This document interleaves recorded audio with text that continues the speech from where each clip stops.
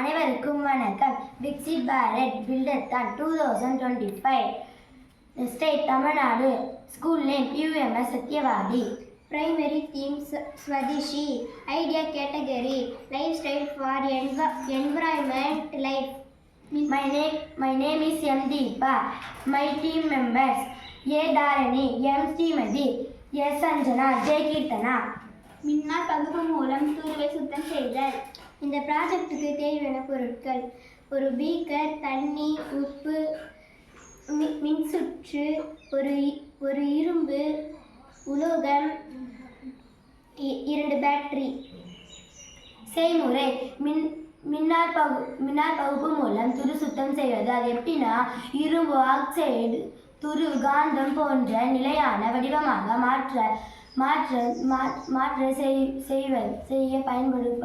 செய்ய பயன்படுகிறது. துருப்பிடித்த பகுதி ஒரு எலக்ட்ரோலைட் கரைசல், உப்பு, தண்ணீர், மூழ்கடிக்கப்பட்ட DC மின்மூலத்தின் எதிர்முறை முனையத்தில் இணைக்கப்படுகிறது. அதே நேரத்தில் ஒரு தீயாக எஃகு துண்டு நேர்மறை முனையத்துடன் இணைக்கப்படுகிறது. மின்னார் இரும்பு ஆக்சைடில் இருந்து ஆக்சிஜன் இயக்கங்கள் அது துடைக்கக்கூடிய கருப்பு சேராக மாறுகிறது.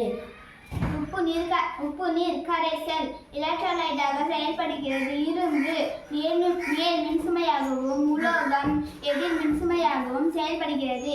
இரும்பு ஆக்சைடு நீருடன் வினைபுரிந்து இரும்பு ஹைட்ராக்சைடாக மாறுகிறது. முடிவு: துரு கருப்பு நிற சேறு போன்ற பொருளாக மாற்றப்பட்ட அடிப்படை உலோகம் சீரமைப்பு ஏற்படாமல் சுத்தமாக விடப்படுகிறது. நீங்கியதும் இந்த செயல்முறை நின்றுவிடும்.